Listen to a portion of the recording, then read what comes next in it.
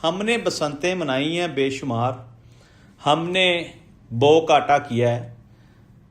हम अपने दौर की बसंत आपको बता देते हैं। जब हमारे दौर में बसंत होती थी, 2009 में आखिरी बसंत हमने मनाई है। पीले रंग के कपड़े सिलवाए जाते थे, तमाम फैमिली वाले लोग हों, दोस्त यार हों, और सबसे ऊंची छत जो है ना वो सजेस्ट की जाती थी कि यहाँ से हम बसंत मनाएंगे।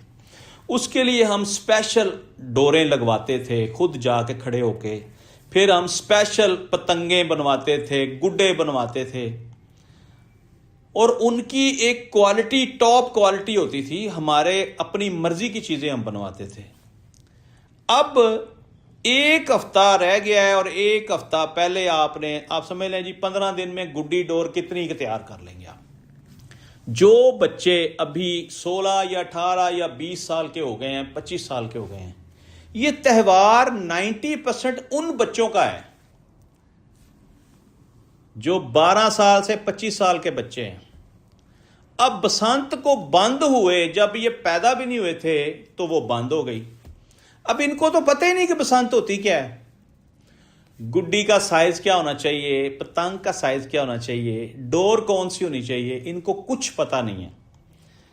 लिहाजा वो मजे नहीं आएंगे जो मजे हमारे दौर में थे। स्पेशल बारबेक्यू के पूरे सेटअप लगते थे, ऊंची ऊंची छतें किराए पे बुक कराई जाती थी। लाहौर की सबसे महंगी छतें जो है ना वो अंदरून शहर में हैं, जाके पूछें किसी से। और यकीन करें कि पूरा साल गुड्डी उड़ती थी, पूरा साल। उस वक्त जुमे की छुट्टी होती थी, जुमे वाले दिन हम लाजमी पतंगबाजी करते थे। ग्राउंड में करें चाहे छत पे चढ़ के करें।